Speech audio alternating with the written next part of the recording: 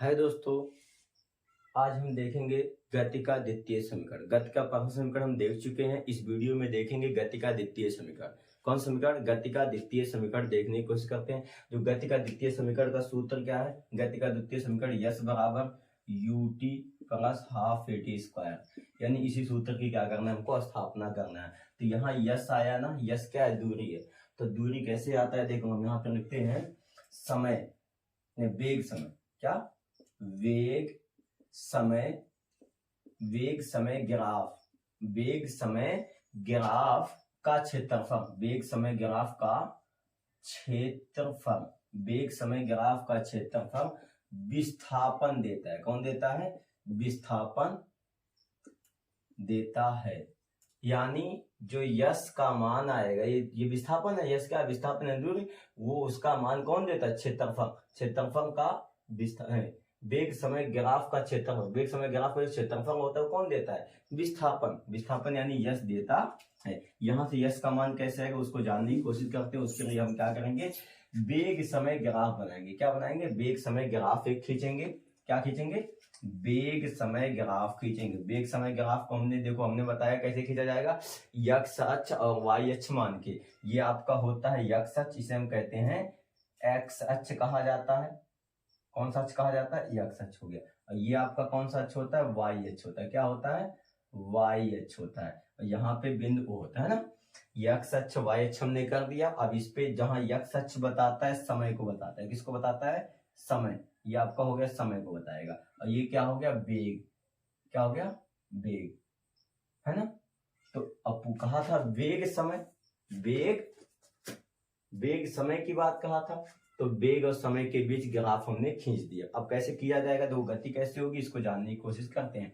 माना कि यहाँ तक क्या है, किसी वस्तु ए, यानी यहाँ से यहाँ तक वस्तु का प्रारंभिक वेग है। कौन सा वेग है?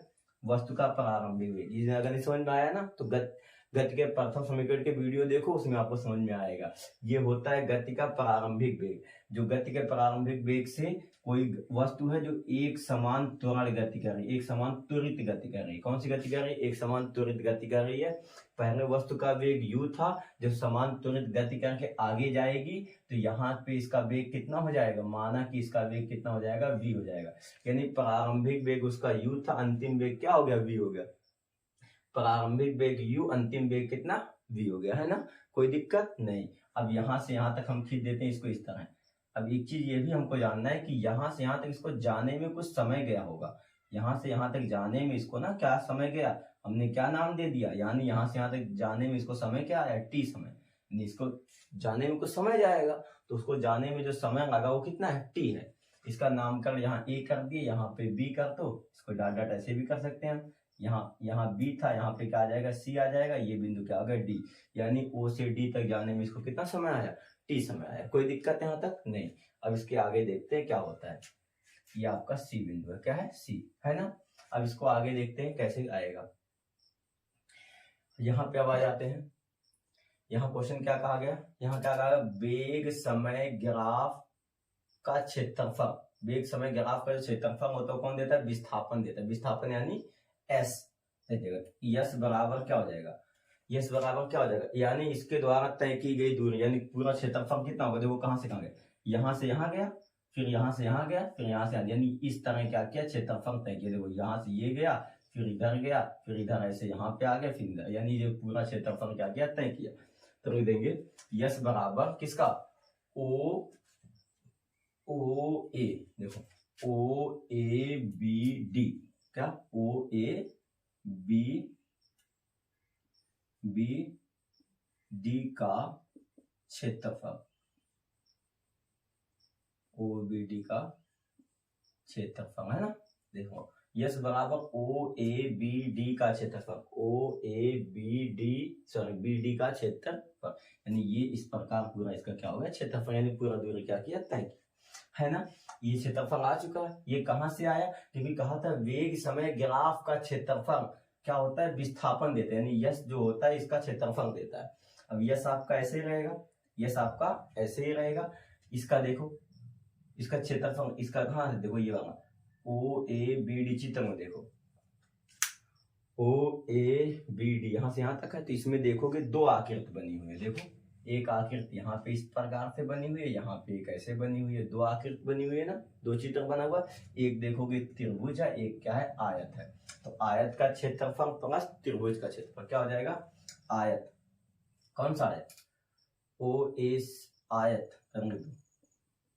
आयत ओ ए सी डी का क्षेत्रफल। देखो ओ ए सी डी का क्षेत्रफल, यानी ये पूरा क्या है, एक आयत है।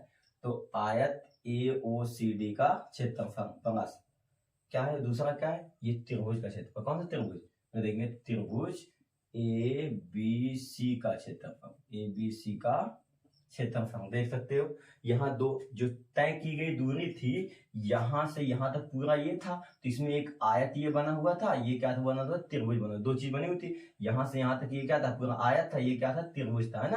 तो आयत का क्षेत्रफल प्लस त्रिभुज का क्षेत्रफल जोड़ेंगे, वही चीज आ जाएगा, है ना। अब यहाँ पे ध्यान दो, यस आपका ऐसे ही आएगा, यस जो है आपका ऐसे ही आएगा। आयत के क्षेत्रफल का सूत्र क्या होता है, आयत के क्षेत्रफल का सूत्र होता है लंबाई गुणे चौड़ाई। आयत के क्षेत्रफल का सूत्र क्या होता है, लंबाई गुणे चौड़ाई। तो लंबाई गुणे चौड़ाई देख लो, मान लेते हैं यहाँ से यहाँ तक ये लंबाई इसको दे देते हैं, चौड़ाई इसको दे देते हैं। तो लंबाई ओ से कितना है, ओ से डी है, कितना है, ओ डी। लंबाई गुणे चौड़ाई होता है ना, यहाँ पे लिख दो।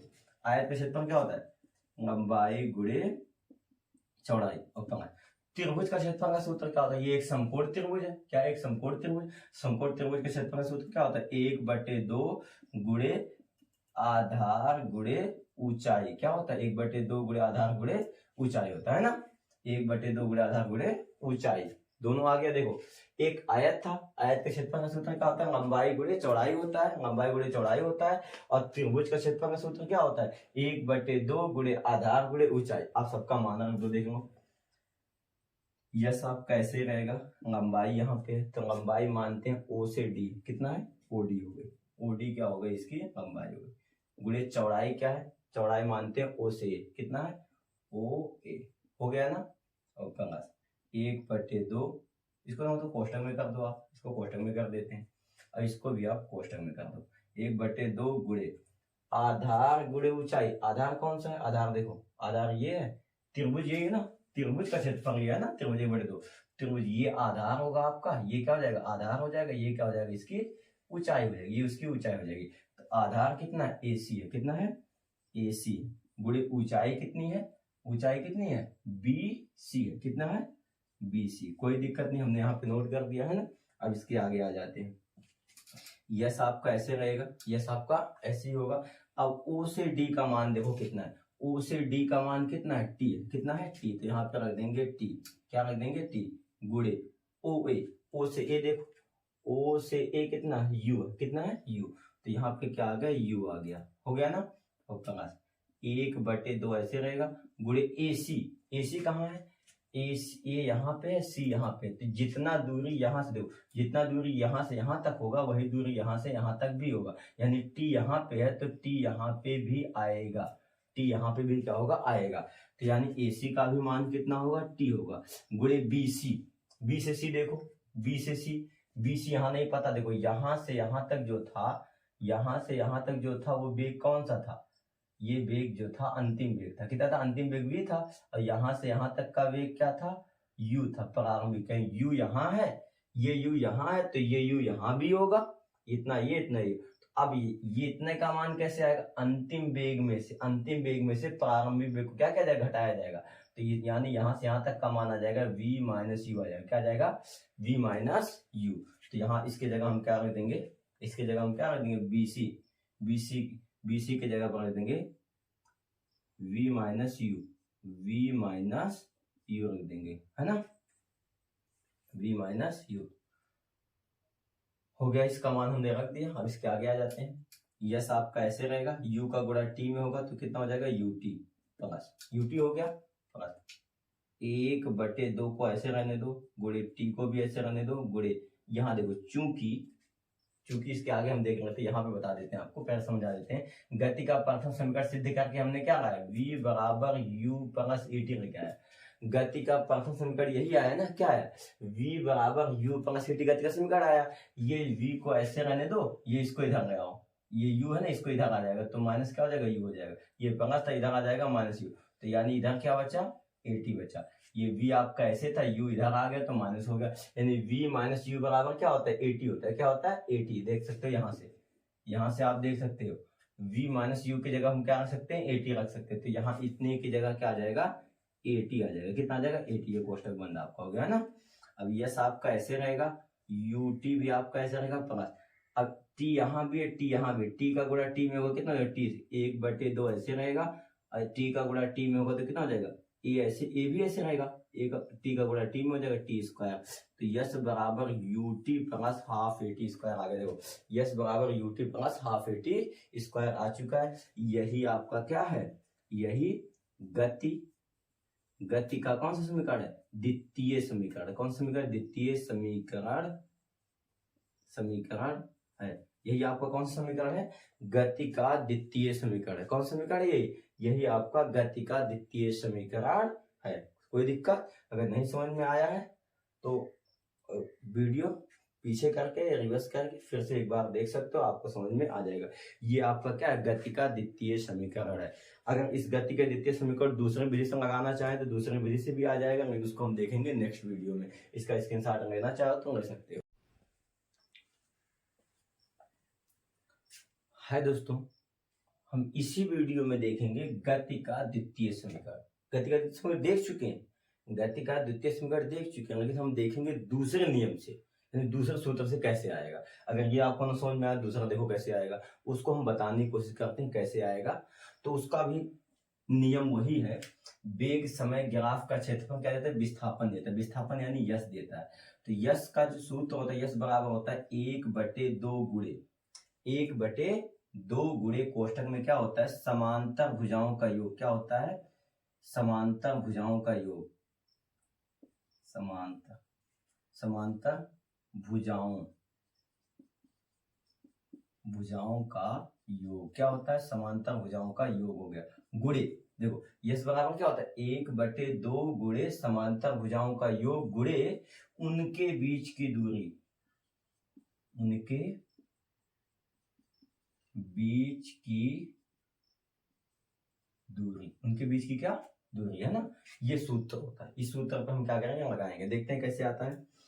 यस बराबर 1/2 कोष्टक में समांतर भुजाओं का योग। समांतर किसे कहते हैं, वो रेखाएं होती हैं जो एक दूसरे को कभी ना काटे। वो रेखाएं जो एक दूसरे को कभी ना काटे उसी को क्या कहते हैं, समांतर रेखाएं कहते हैं। तो इसमें समांतर रेखा कौन सी है, एक समांतर रेखा ये, एक समांतर रेखा ये। देखो यहाँ पे है ना, एक समांतर रेखा ये हो गई, एक समांतर रेखा ये हो गई, इनके बीच की दूरी आप देख सकते हो। अगर इधर से देख सकते हो, समांतर रेखा यानी एक यहाँ से ये हो गई, एक समांतर रेखा ये हो गई, दो समांतर रेखा हो गई ना, तो कहा गया समांतर भुजाओं का योग। समांतर भुजा यानी वही रेखा, इस भुजा का योग और इस भुजा का योग।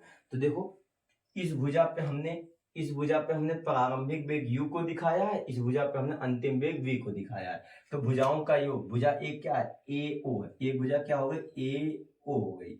भुजाओं का योग का था, योग माने जोड़, हमने जोड़ दिया ना। अब भुजाओं का योग, दो भुजा होती है, एक भुजा ये हो गई, एक भुजा क्या है, BD है। क्या है ये, BD है ना।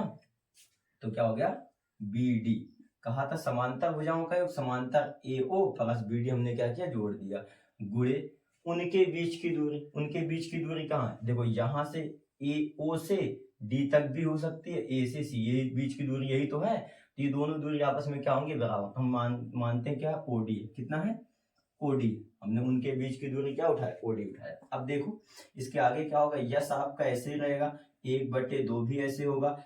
AO, A से O को देखो, A यहाँ पे, O यहाँ पे, A से O का मान कितना है, A से O का मान कितना है, U है ना, तो यहाँ पे रख देंगे U। क्या हो जाएगा, U प्लस BD। B से D देखो, B यहाँ पे, D यहाँ पे, B से D का मान कितना है, V। कितना है, V। तो यहाँ पे क्या आ जाएगा, V आ जाएगा। कोष्टक बंद हो गया। देखो उनके बीच के समांतर भुजाओं का योग कहा था, समांतर भुजाओं का योग हमने कर दिया। एक भुजा ये थी, एक भुजा ये, दोनों को हमने जोड़ दिया। और उनका मान, एक भुजा का मान U था, एक भुजा का मान V था, दोनों हमने जोड़ दिया। और उनके बीच की दूरी कितनी उनके बीच की है, T है। कितना है, T। तो यहाँ पे क्या आ जाएगा, T आ जाएगा। देखो O से D का मान कितना है, T है, तो T हमने रख दिया। यस आपका ऐसे ही होगा, 1/2 आपका ऐसे होगा, U को ऐसे रहने दो प्लस ये V, चूंकि हमको पता है V बराबर होता है U प्लस 80। v बराबर क्या होता है u प्लस ए।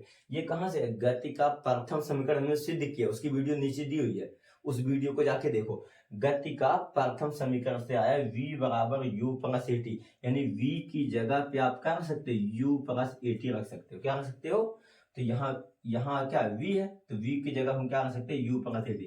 तो u आपका ऐसे ही रहेगा, इस v की जगह पे हम क्या रख देंगे, u प्लस ए टी। क्या हो जाएगा, u प्लस ए टी, है ना, कोष्टक बंद हो गया।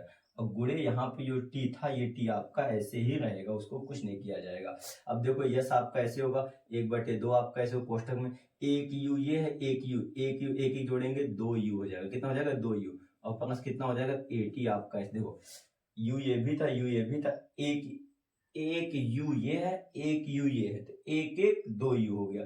और ए टी आपका ऐसे होगा, गुणे जो टी बाहर था वो टी बाहर ऐसे ही रहेगा। तो यस बराबर 1/2, कोष्टक में देखो इस टी का गुणा होगा, टी का गुणा दोनों में होगा, इसमें भी होगा इसमें भी होगा, तो 2ut हो जाएगा। यू टी का गुणा इसमें भी होगा, और फिर प्लस टी का गुणा इसमें भी होगा, तो कितना हो जाएगा, ए टी स्क्वायर हो जाएगा, क्योंकि टी का गुणा टी में कितना हो जाएगा, टी स्क्वायर हो गया।